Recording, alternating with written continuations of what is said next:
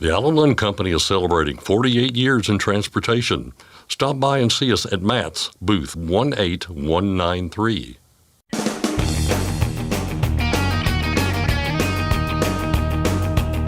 OOIDA, representing America's truckers since 1973, presents Landline Now with your host, Mark Redding. A new bill in Congress was crafted with small business truckers in mind. The Prove It Act would force federal agencies to think about the little guy when crafting new regulations. Bill sponsor Representative Brad Finstad joins us to discuss what prompted him to introduce it in the first place. Looking ahead at speed limiter proposals, electric trucks, and AEBs, we sit down with Landline magazine staff to discuss this month's new issue and what we could expect to see in the spring. And finally, the 2024 final independent contractor rule is set to become final next month. We speak with OOIDA's Advocacy Council about what this could mean and how it could impact your operation. But first, the news with Scott Thompson. Thanks, Mark. Our top story today. The Owner-Operator Independent Drivers Association wants truck drivers to have more time to provide information on predatory lease purchase agreements. FMCSA recently asked drivers to submit their own lease purchase agreements for review, part of a larger mission to study the issue. The information collected is meant to help inform the Truck Leasing Task Force, which has been examining the terms, conditions, and equitability of common truck leasing arrangements. FMCSA did open up a 30-day comment period to accept those agreements, but OOIDA says that's not quite long enough. The association has formally asked the agency for a 30-day extension to the public comment period, so drivers and other members of the public have sufficient time to collect and submit leasing information. That's especially pertinent to this issue because the process of submitting documents with confidential information involves more steps. And not to mention that extending the comment period another month would also allow truckers attending the Mid-America Trucking Show in Louisville, Kentucky to participate, as the Truck Leasing Task Force plans to hold its next meeting there on March 21st. Without an extension, the public comment period is set to end on March 18th. Meanwhile, OOIDA is expressing hesitancy over a new bill in the U.S. House that promises more flexibility for oversized loads during times of emergency. The bipartisan bill, introduced by Representative Dusty Johnson of South Dakota and Representative Jim Costa of California, is called the Modernizing Operations for Vehicles in Emergencies, or MOVE Act. In short, it would do two things. One, it would give states more power to waive federal weight limits on the interstate system during emergency declarations. And two, it would allow those emergency declarations to remain in effect for 270 days, more than double the current 120-day maximum. Bill sponsors say the MOVE Act would allow trucks to expedite the delivery of relief wherever and whenever it is needed. However, OOIDA has its concerns, as Jay Grimes, the association's Director of Federal Affairs, explains. This seems like another shortcut attempt at increasing truck size and weight allowances. Representative Dusty Johnson from South Dakota introduced a major bill last year that featured a lot of handouts and giveaways to corporate carriers and shippers and receivers to increase size and weight. He's also the lead sponsor behind a pilot program to increase truck size and weight. So this, is kind of veiled behind the idea of emergency relief, which, of course, we support flexibility in emergencies. We've seen plenty of waivers to help with that. But when you start looking at the allowances that this would give governors and states, and one of the provisions, I think, is to have an emergency that can apply when there's overall slow overall movement of freight traffic or congestion, and that's kind of more of an everyday occurrence across the country than a real emergency situation. I think there's also allowances to extend these waivers up to 270 days, which understand, emergencies can take a while to address, but it's almost close to 9 months there, and would again give allowances, I think, to more permanent increased size and rate rather than just temporary when it's necessary for emergencies. In a news release, Representative Dusty Johnson said the MOVE Act was inspired in part by the pandemic, when roadblocks within the supply chain kept important relief from reaching communities. Another member of Congress has signed on to support a bill that would guarantee truckers a right to bathroom access at shippers and receivers. Representative Tracy Mann of Kansas is the third lawmaker to co-sponsor H.R. 3869 this month. The bipartisan bill known as the Trucker Bathroom Access Act is simple. It wouldn't require any funds or new facilities. It would simply require shippers and receivers to grant bathroom access to truckers who are dropping off or loading up at their facilities. U.S. Representative Brad Finstad of Minnesota joins the show today. He's a co-sponsor of a new bill in the U.S. House that would essentially force federal agencies to take a step back when crafting new regulations and consider how it might affect small business owners. That includes small business carriers like owner-operators, which make up some 96% of the trucking industry. We'll have the full interview with Representative Finstad here in just a bit, but here's the congressman explaining what prompted this piece of legislation. So the Prove It Act is really a way to go after the regulators as they develop rules and regulations to try to implement some of the laws that we pass. That's really where the rubber hits the road, and we see a lot of negative impacts on businesses and owner-operators, farmers. And it's in the tune of, all right, what does the rule say? How do we comply with this rule? How do we meet this regulation? And what we have found that it's costing Americans billions of dollars a year. We had a great conversation with the congressman who also gets into why he introduced the bill in the first place, his support for the DRIVE Act, which would put the clamps on FMCSA's plans for a speed limiter mandate, and more. So stick around for Representative Brad Finstad a little later on in the program. The Federal Motor Carrier Safety Administration has renewed an exemption for 13 people from regulations related to epilepsy. Current rules state that interstate commercial motor vehicle drivers cannot have a medical history or clinical diagnosis of epilepsy, or any other condition for that matter, that could lead to a loss of consciousness or any loss of ability to control a CMV. The 13 individuals under the exemption have had at least one seizure, but FMCSA is giving them the green light to continue hauling interstate commerce, provided they are taking anti-seizure medication. The drivers mentioned in the notice have been working on the exemption for the past 2 years, and FMCSA says there have been no safety incidents to report. The renewals kick in this month and run for another 2 years. Public comments, however, are being accepted on the move. If you'd like to weigh in, the deadline to do so is March 29th. More than 20 superloads will be transported across Ohio in the coming weeks, leaving traffic delays in their wake. The Ohio Department of Transportation said in a news release that the loads are associated with Intel semiconductor facilities and will not contain any hazardous materials. The first of these moves is scheduled to begin as soon as next week, with loads as heavy as 900,000 pounds and as long as 270 feet. Loads will follow a specific route from the dock site near Manchester to just south of Columbus. At that point, one of two routes will be used depending on whether the load is destined for Hebron or New Albany. Ohio transportation officials are estimating it will take between 8 and 15 days for each oversized and overweight load to reach its destination. No closures or detours are planned, but slow-rolling roadblocks will be used, so drivers should plan for delays along the route. Traffic alerts across Ohio are available 24/7 on ohgo.com. And finally, Love's has a new location in Florida. It's in St. Augustine off Interstate 95. The truck stop includes 63 truck parking spaces. Earlier this year, Love said it plans to open up as many as 25 new locations this year, adding up to 2,000 truck parking spots in the process. That's Lane Line Now News for today. I'm Scott Thompson. Thanks, Scott. Next, we'll hear from Congressman Brad Finstad of Minnesota about his bill to protect small businesses, and we'll hear about speed limiters and more from the staff of Landline Magazine. We'll be back in just a moment with more. I'm Mark Reddick, and this is Landline Now. Thanks for listening. Be sure to like and subscribe. If you want more content, go to landline.media to get updated news, information, and archived editions of our show. Once again, that's landline.media.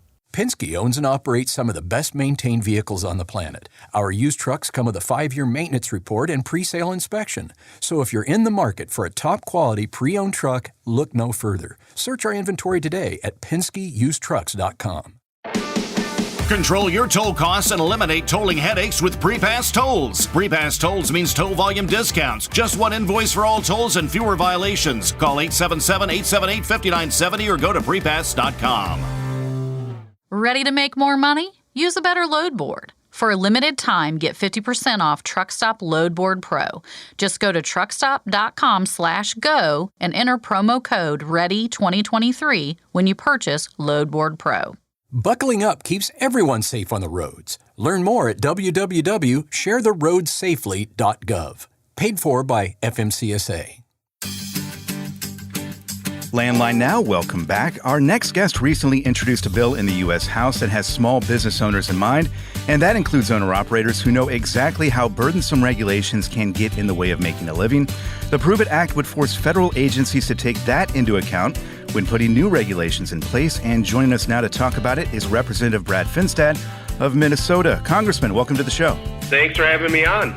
And joining us here in Studio A to carry some of the load today, Mark Shermer of Landline Magazine. Mark, good to see you. Yeah, thanks for having me. So let's start with your bill, Congressman Finstad, H.R. 7198, the Prove It Act. I very briefly explained what this is all about there just a moment ago, but in your own words, could you tell us what this bill aims to do? Yeah, so I have the honor of representing southern Minnesota's 21 counties in Congress. I am a farmer and a small business owner. I've seen firsthand and heard numerous stories of the negative effects of government overreach when it comes to overly protected regulations and the rules-making process. And really, it was frustrating for me as a legislator to see the essentially government overreach that is happening outside of the legislative process. So the Prove It Act is really a way to go after the regulators as they develop rules and regulations to try to implement some of the laws that we pass. That's really where the rubber hits the road, and we see a lot of negative impacts on businesses and owner-operators, farmers. And it's in the tune of, all right, what does the rule say? How do we comply with this rule? How do we meet this regulation? And what we have found that it's costing Americans billions of dollars a year. And since 2009, it's estimated that it's over $730 billion and over 480 million hours in paperwork time added to our small businesses. So the Prove It Act is saying that, all right, executive branch, all right, bureaucrats, when you start adding these rules and regulations, you have to take into account what it's going to do to the businesses and owner-operators and farmers when it comes to the burdensome regulations and costs. And that cost has to be accounted for because that's real money that affects real people, and I hear it all the time. Congressman, I know this bill is for all industries, but maybe tell me a little bit of what you've heard from the trucking industry in this regard, because, so much you hear about anytime there's regulation, you hear about what the large fleets and big businesses have to say about things. But in trucking, for instance, I think it's about 96% of the trucking operations out there are small businesses, as you speak to. So in regards to this bill with trucking, what have you heard? What was the feedback? Yeah, so actually it's the owner-operator or the farmer or the small independent owner, business owner, who is the most adversely affected in this regulatory climate because they don't have the HR department. They don't have the regulatory department. They don't have the lawyers. They don't have the staff that can help them navigate the rules and regulations. So it becomes, so as an owner-operator, I'm hauling a load today. Well, I got to take time out of my day to try to figure out how to implement this new e-log system or implement this new whatever harebrained idea government's trying to throw at me. When I need to be out there making money and doing what really the country needs now more than ever, and that is a secure, strong, stable trucking industry and small business industry that's really the lifeblood of our economy. And so that's what I'm hearing. It's just we just don't have the time to do it, and it's always changing. Just when you think you've caught up to the new climate of what regulations and what rules we have to comply with, there's another harebrained idea right coming at us tomorrow, and it's just so hard to keep up, especially if you're that small independent. Yeah, it sounds like, and I'm curious about the origins of this, because it sounds like you have spoken with truck drivers who have expressed what harebrained ideas out there are affecting them in a negative way. How did this come about? I mean, was it a conversation? Was it multiple conversations with people, truck drivers included, who told you the problems that they're seeing out there? How did this come about in the first place? Yeah, I mean, the story is maybe a little bit interesting. I mean, so first and foremost, I'm just a regular guy serving in Congress. I own a couple semis myself. I haul my crops every year off my farm with my semi. I have a small business. We have a few semis where we're hauling our products all over the country. So I see it and live it firsthand.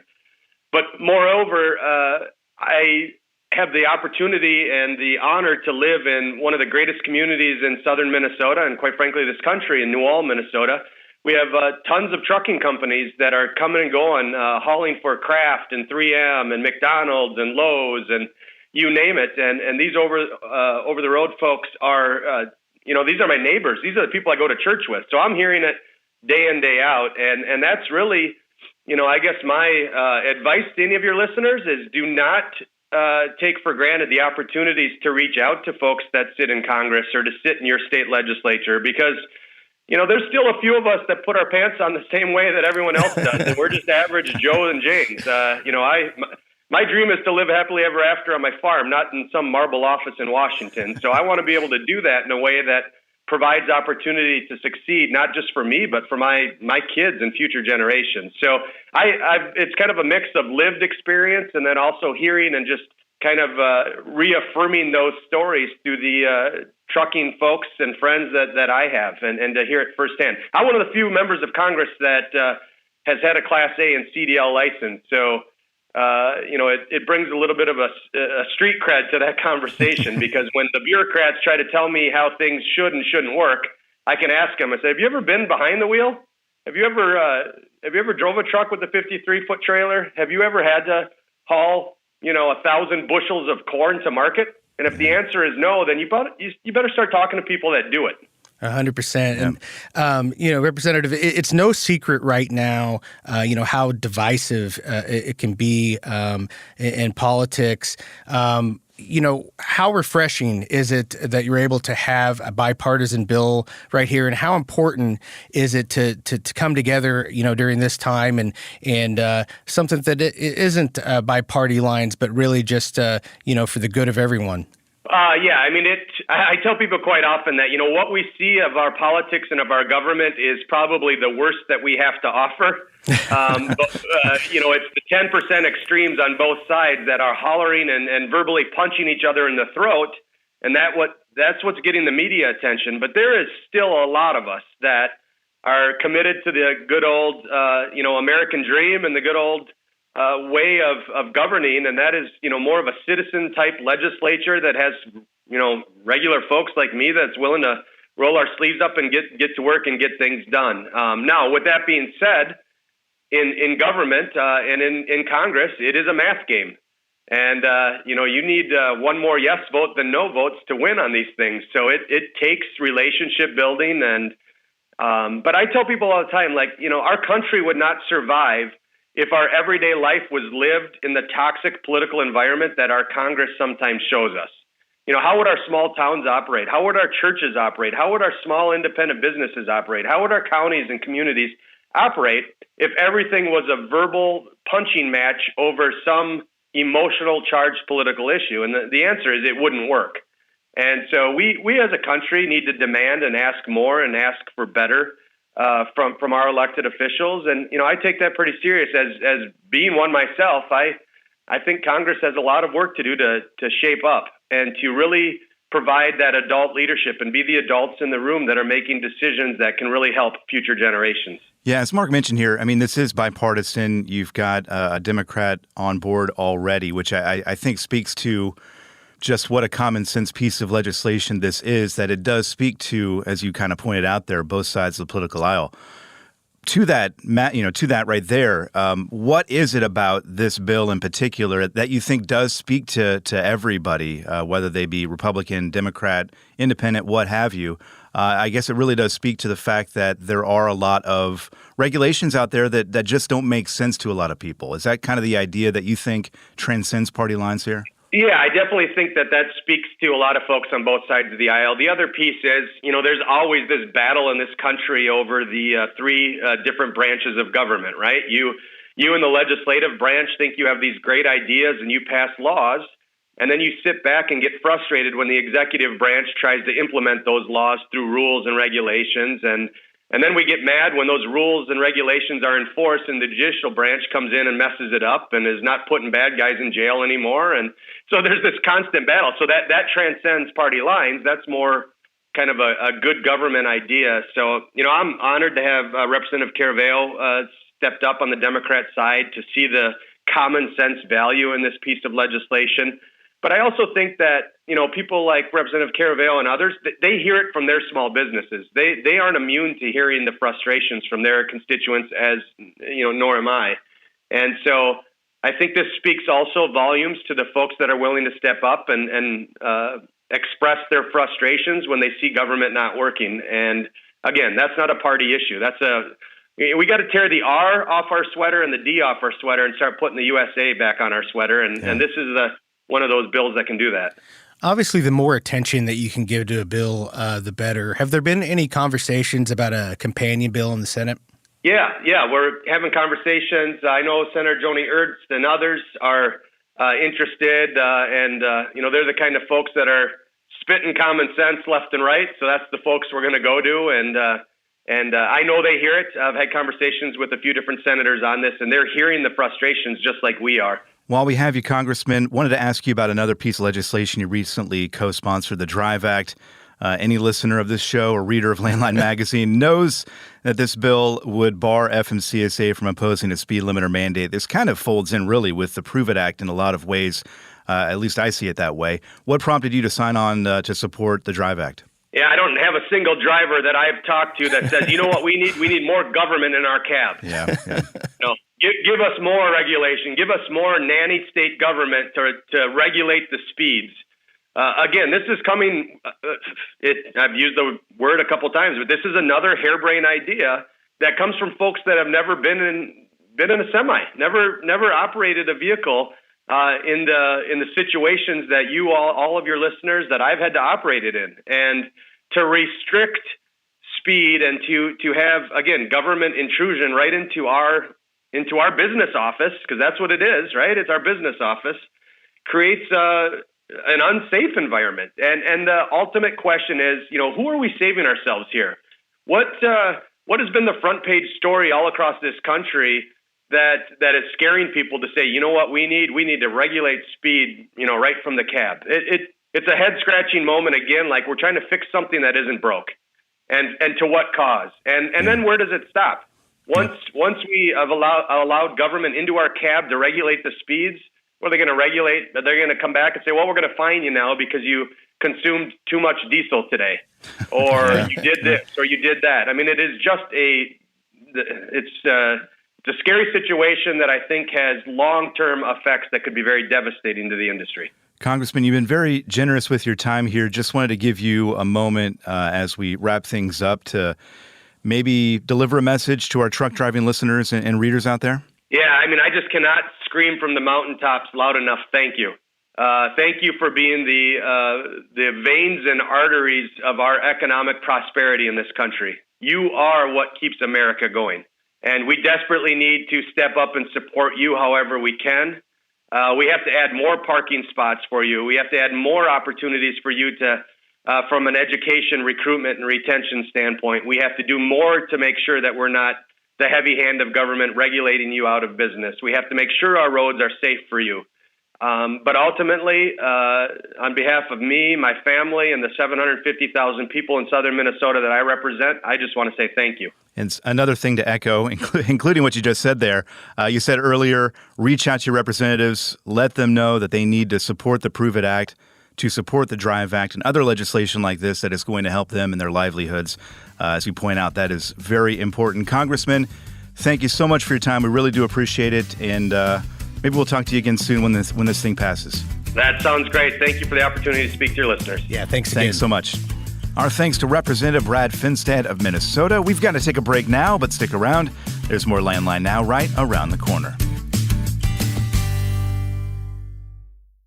Are you tired of the IRS following you around like a dark cloud? Call 888-557-4020 and get your life back.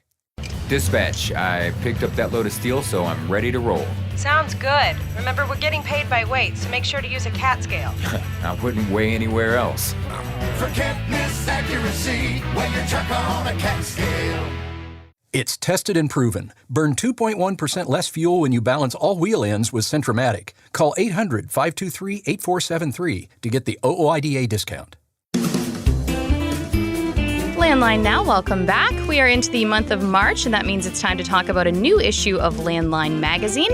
Managing editor Jamie Jones and senior editor Mark Schremer join me now. Thank you both for coming in. Hey, you're welcome, Ashley. Yeah, thanks for having us. Jamie, I want to start with you and your editor's desk page. You reflected back on your basketball days in this one, which I assume a few years ago, but not Just too a many. few. Talk to me about that. I always look forward to these articles and your analogies. Well, this one was kind of funny because I don't know why it just hit me out of the blue. Maybe it's a little bit of March Madness coming up or whatever. But the headline on it is The Wise Words of Eric Hansen. And this was actually a guy who played basketball at the same high school I did. And it was really funny because the school had this policy that if you played girls basketball, you had to be on the track team. I hate track. I mean, if it doesn't involve a basketball, I'm not running, jumping, doing anything. No, this was not going to happen. So how hard is it to not make a track team? I mean, come in dead last, flop on all the jumping, and so I was terrible at track, intentionally so. Well, their only option for me to have an activity was to stick me in with the senior high boys off-season basketball, and here I was, a 9th grade girl. And they did not take it easy on me. They weren't particularly mean or rough or anything, but there was no dumbing down the drills. If I was supposed to jump and act like I was touching the rim like they were, that wasn't happening. But anyway, but we would scrimmage every day after practice was over. And, of course, in guys basketball, it was shirts and skins, so they always stuck me on skins. And, yes, I kept my shirt on, but I was always on skins. And Eric was the point guard on the other team, and he was dribbling up the floor and tried to juke me, and I stole the ball from him and went and had a layup. And it was like, this is so cool, and I finally got some credibility with these guys. Well, he pulled me to the side, and he was like, when you're playing point guard, you have to know where everybody on the floor is. Count the other team's jerseys. If you only see 3, there's 2 out there, and if you have the ball, they're coming after you. And it was like, that has kind of guided me through life, especially in this advocacy world that we live in, that you always have to know who your opponents are, where they're coming from, where your attack points are. All of that is so important. And when we were putting this issue together, the cover head on it is Battle Mode, which I love. We just really kind of approached it really different and did a big deep dive into all these different advocacy things. And we were name checking who the people were on the other side of the issue. And I think that that's something that's really important. It's not just where OOIDA or truckers are on the issue. We have to know the nexus of the opposition and where they are coming from. Now, does Eric, was it? Eric Hansen. Does he know that he got name dropped? No, he does not. not. This good advice is carrying on? Oh, well, yeah, we've actually talked about it before because he actually lives in the KC metro area as well. And so we reconnected a few years ago, and I was laughing and told him about it. He denies the fact that I stole the ball from him. He swears there was another Eric on the team that I stole it from, but I promise you it was Eric Hansen. All right. Mark, now you did an article on speed limiters titled, "Is Slower Automatically Safer?" Tell me more about that. Yeah, and to Jamie's point, this issue, we're looking at so many of these different issues that truckers are against right now, and there's probably isn't one that's getting more attention than speed limiters. Oh, clearly. And, this May, FMCSA is expected to put out a notice of proposed rulemaking for a formal proposal on speed limiters, tell us what the top speed is. But what my article kind of focuses on is, so many times the agency, I think, overcomplicates issues. You take like hours of service, you put in these 30-minute mandatory breaks that they had at one time and doing that. And really, simply, all you needed to do is make sure that drivers have the ability when they're tired to be able to stop. And that there's limits on it, and that's it. I mean, but they would, you jump through all these hoops and make it more complicated. In this instance, I think with speed limiters, they're really oversimplifying the problem and just saying slower, safer, and not thinking about any of the other variables that come into place. When they first put out the idea of going to speed limiters, one of the things they cited was just the number of crashes that are in like 70 mile an hour zones. But I went and asked the agency, okay, well, how fast were the trucks going, in these? How many of these trucks already were speed limited? Maybe the truck was only going 65 because it was speed limited to that, but it was still in a crash, and the cars were going 75 or 80 miles an hour. But they didn't know any of this information. But because of this, we're just using this one number as one stat, and we're going to say we need to, lower the speeds for all trucks. And so we just kind of break it down and go through all of the things. We show that, that it hasn't stopped speeding. You take all these large fleets that have been requiring speed limiting devices for years. Jamie and I spent Newsflash, they still get speeding tickets. we spent a day looking through it, and the number of speeding tickets that they get is quite staggering, actually. Yeah, for speed limited trucks. And when you start looking at and breaking down the data like that, that's a big eye opener. And so Mark did that deep dive, and we broadened the approach on speed limiters this time and tapped in our state legislative editor, Keith Goebel, because this really is turning into part of the fight on this is a states' rights issue. States know what stretches of highway can have, higher speed limits, which ones can't. They have that data. They know what's happening in these areas. So that's where the states have the ability to set these speed limits. So we have a companion piece that, goes along with the speed limiter of all the states that are looking at, and in a lot of cases, removing split speed limits because they're dangerous. Oh, wow. And so it was more of a holistic approach to the speed issue, if you will, and how it affects not only safety on the roads, but it takes states' rights away and frankly puts drivers in a very bad position. Where are we with FMCSA's speed limiter proposal? Well, if you kind of go back, it's been delayed several times that we have a formal proposal, but the latest it's projected to come out in May. And like I said, at that point in time, we are expected to have a top speed, and that's been, a big question. They've floated around things as slow as 60 miles an hour and, as fast as like 68 miles an hour. So at that point, OIDA and most truckers are against a mandate at any of those speeds. But obviously, if you try to set it at 60 when we have so many highways out there with 75 mile an hour speed limits or even 80 miles an hour, it doesn't take long to figure out why that would be problematic. Yeah. So that's what the agency has planned. But remember, in Congress, we have the DRIVE Act, which would actually stop any mandatory speed limiters. And so that's where you need to, shameless plug, go over to fightingfortruckers.com, 100%. get your lawmakers to sign on. Because if Congress tells them, no, you can't do this, that will be the end of this. I would really be shocked if they ever rise that one rises from the dead again if Congress ends it. Now, this comes as likely no surprise to anyone listening, but there's, of course, a push for electric trucks. Jamie, you talked about this and the significant hurdles that are being faced. Talk to me more about that. Well, and the thing is, everything is under the guise of zero emission. And before anybody gets all ramped up over zero emission, this article actually goes into that a little bit, that it's zero direct emission. It's what comes out of the tailpipe. Clearly, through the manufacturing process, there is, your cradle to, cradle to grave. There's really no such thing as zero emissions. Exactly. Yeah. And so that has to be factored into this conversation. And I just think it's really important that, so we did that. We looked at the shortcomings for not only the infrastructure to get these things charged.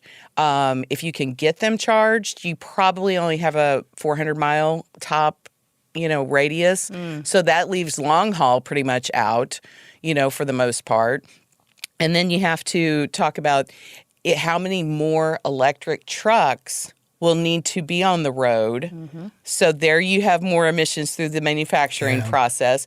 That's more trucks on the road taking up more parking that's already being absorbed by the infrastructure for the charging stations.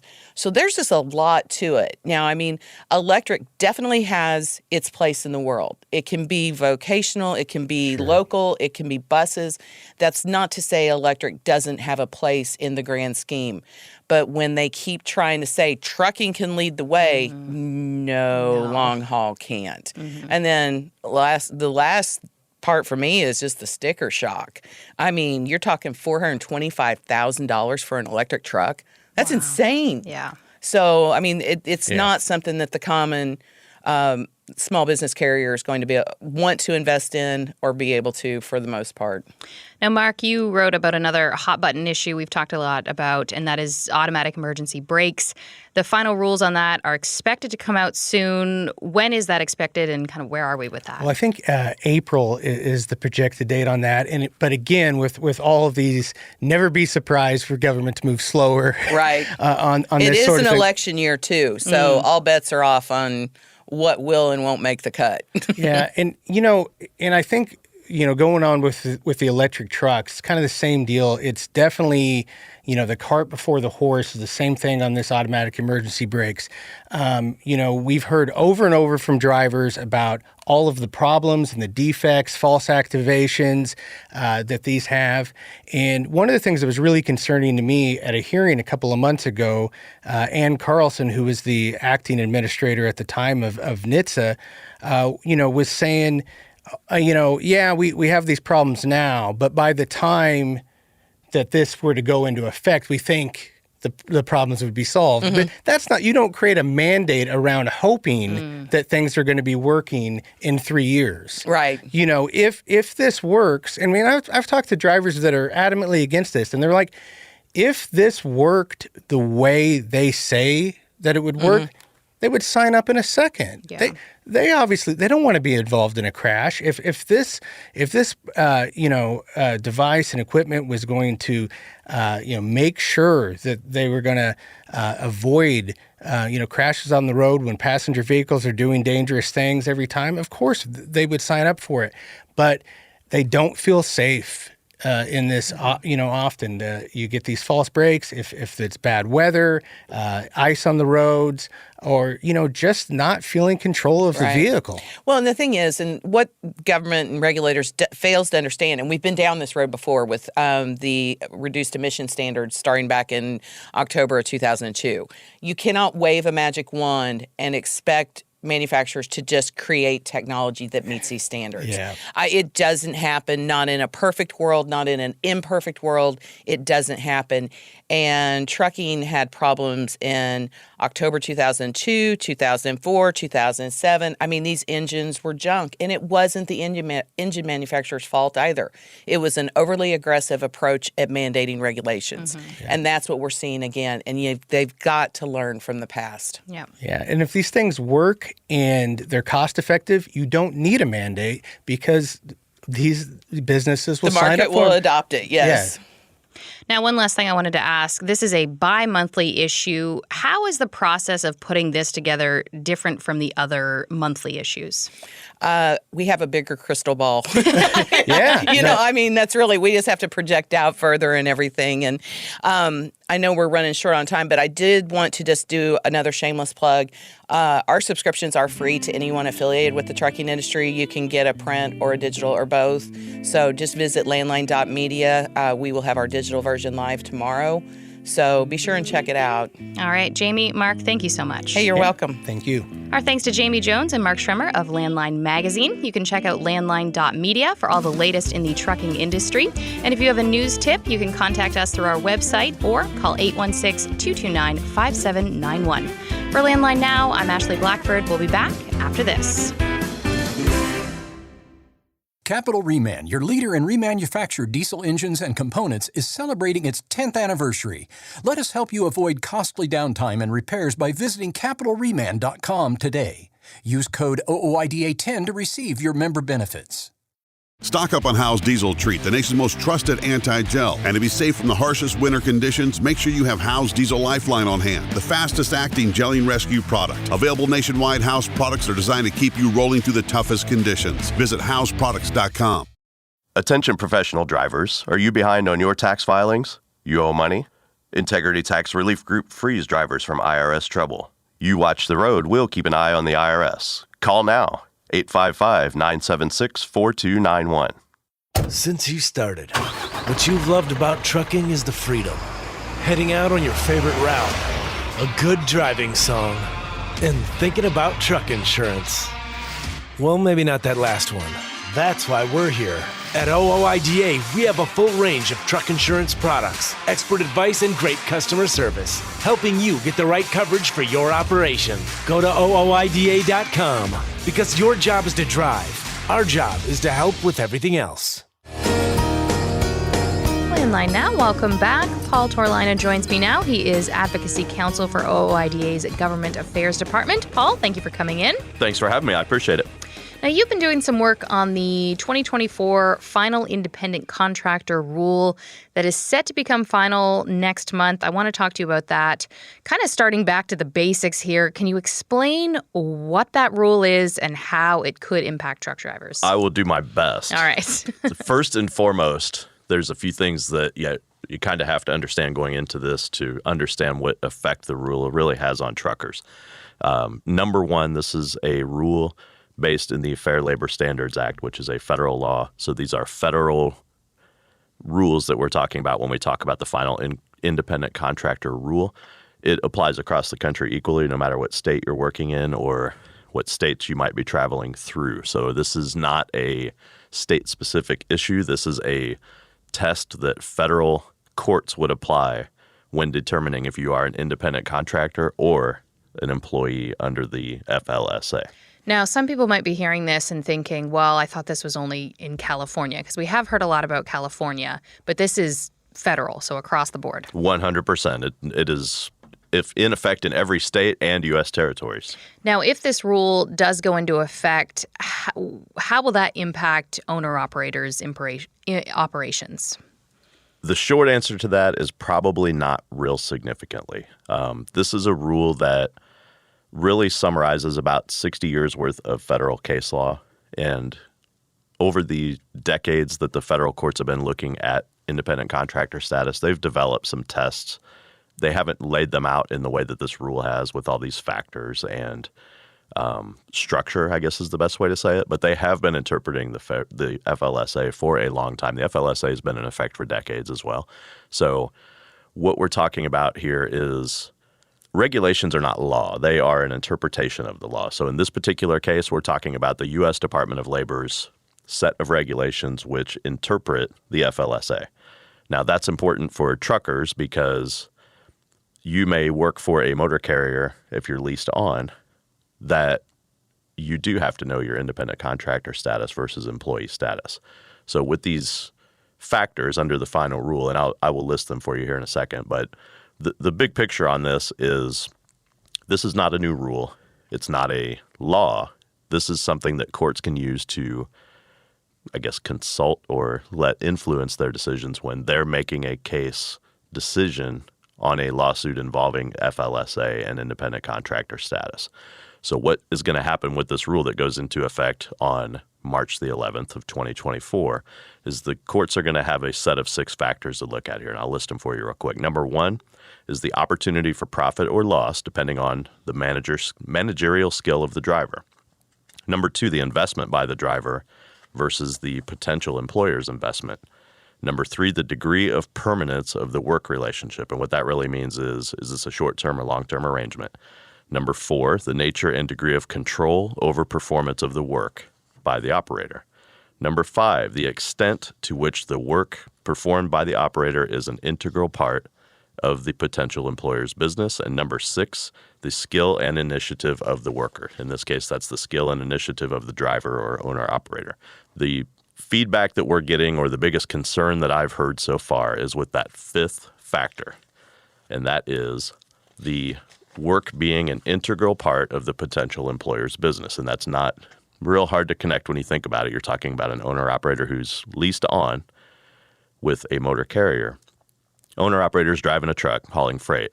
That's exactly the same thing the motor carrier does. So it's very difficult for an owner-operator to, I guess, satisfy or win that particular factor because they are essentially performing the same role, which would indicate employee status. So the most important thing to know about these 6 factors is that none of them carry more weight than the others. So this is kind of, to use a sports analogy, this is a scoreboard situation. If you can satisfy 5 of the factors, but you might lose on this integral part of the operation factor, you're still probably okay because you're going to win 5-1 here. The cases that people should be concerned about is if you're going to lose 1-5. And in those situations, you might have the U.S. Department of Labor examining your situation and saying, this looks more like an employee than an independent contractor. And one thing I wanted to touch on that you mentioned, regulations aren't laws. Is that something that you think a lot of people are aware of, or does that kind of come as a surprise to some? I think it comes as a surprise to a lot of people because regulations, we hear about them all the time for the EPA with the environment, or we hear about them in other situations, and people say, well, the regulations say that, we have to do this and we have to do that, and they're very strict. And that can be true in certain situations. The EPA regulations, that's a lot different animal than FLSA with the Department of Labor. Probably the best way to think about regulations is that they are a federal agency's interpretation of the law and how they want the law to apply, or how they want the law to be interpreted in a way that favors certain outcomes. Now, those regulations can change if we have a change in administration. And I referred earlier to decades worth of court decisions here on independent contractor status. When you have regulations that are changing quite a bit from administration to administration, and that can be presidential administration or that can be party administration, whether we're talking about Republican versus Democrat, the courts will start to give a lot less weight to those the more they see them change with administration. So in 60 years of time, if we have the FLSA in existence, we may have had several different regulation changes based on either presidency or party control of an administration. When that happens, more and more often, the courts will give regulations less and less persuasive authority. But that's all regulations ever are, is persuasive authority to a court. They are not binding on a court. They're something that a court can look at and say, well, how does the government want this to come out? What does the government think the interpretation of the law is? But a court can still apply the facts of that particular case in a way that they see fit, regardless of what a regulation says. What are your recommendations for someone who's a driver that's listening right now and they're worried about this impacting them? What should they do? Well, number one, I would give this recommendation to any driver who ever comes across a law that they think this could be a problem for me. Take a look at the big picture. And this goes back to the scoreboard analogy that I was talking about earlier. The 6 factors that we listed here, they all carry equal weight.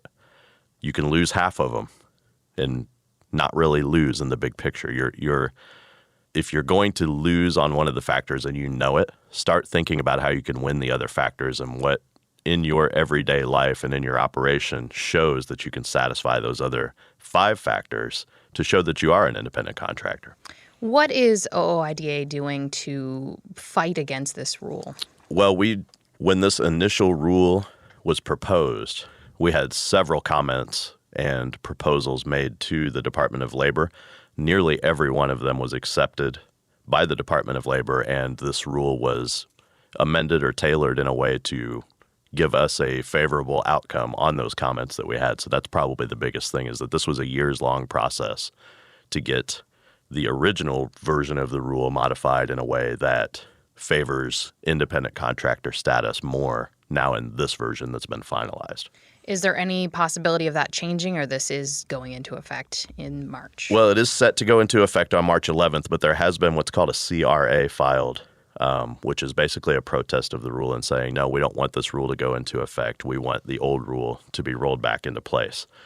That's not necessarily the worst thing in the world either, because this is a very nuanced test. And either way, the old rule also had several factors that you would look at.